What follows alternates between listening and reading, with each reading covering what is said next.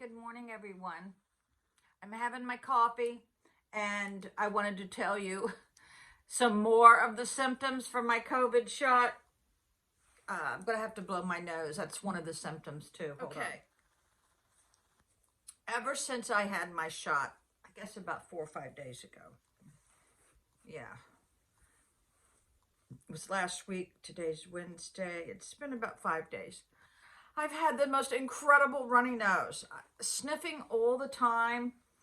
And over the weekend, I had severe gastrointestinal issues where I couldn't leave the house. And then last night, I had a severe headache where I was praying that it would go away. And then, let's see. What else happened to me? Oh my God, how can I forget my sore throat? It is still sore. I forgot how annoying a sore throat can be. So now this was my first COVID shot.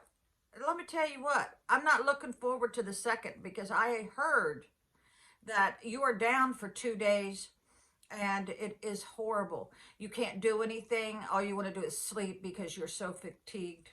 Now, this has never happened in years in my life. Last night, I didn't have dinner.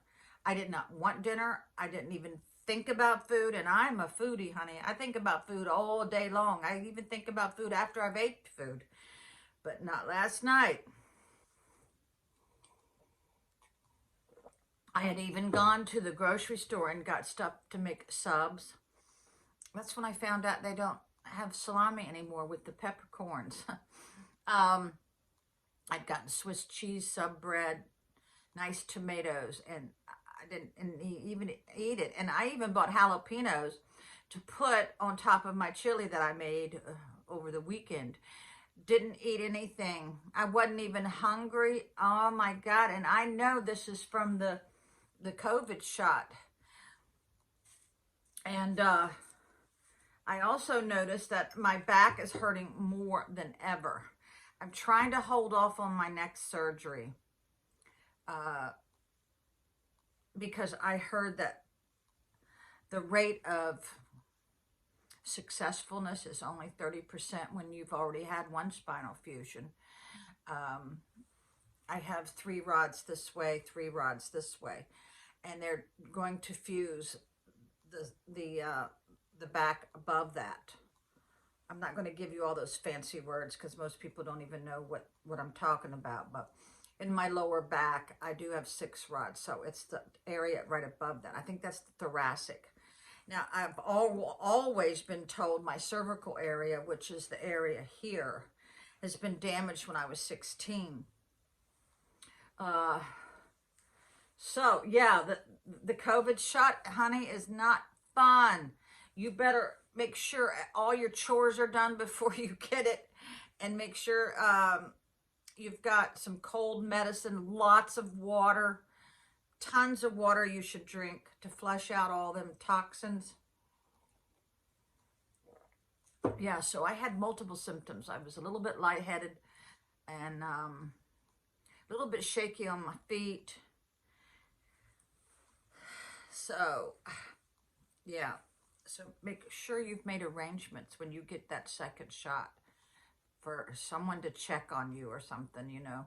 Now, a lot of people already probably have COVID when they're getting the shot, but didn't know it because they're also finding out that the COVID symptoms are not as we predicted a year ago.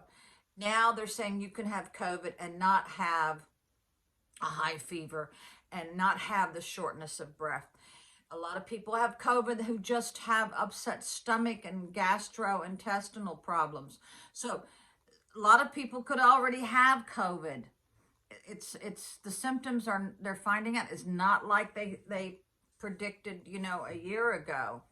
They're also finding out that the super spreaders are the young people, the ones that are like 20 on up.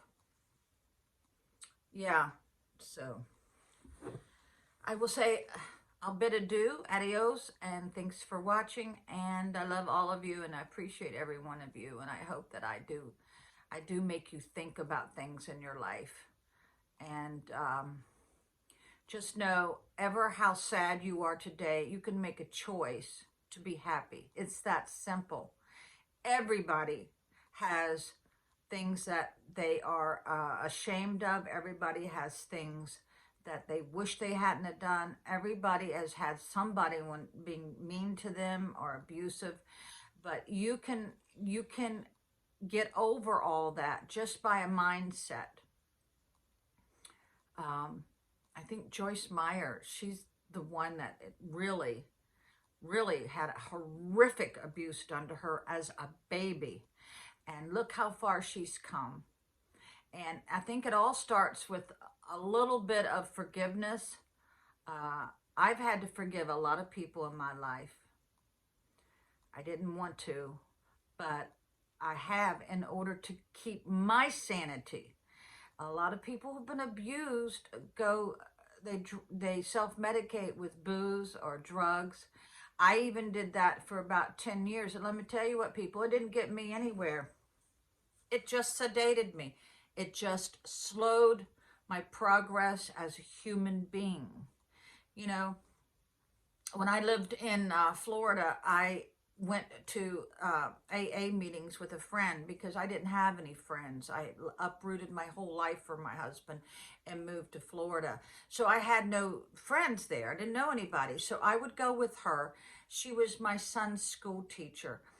He would actually go to the school and elicit friends for his mother. Will you be my mom's friend? Well, she became a very good friend. She would tell me things, honey, that I didn't want to hear.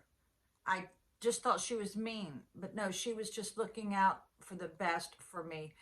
And sometimes your best friends will tell you things that you don't want to hear, okay?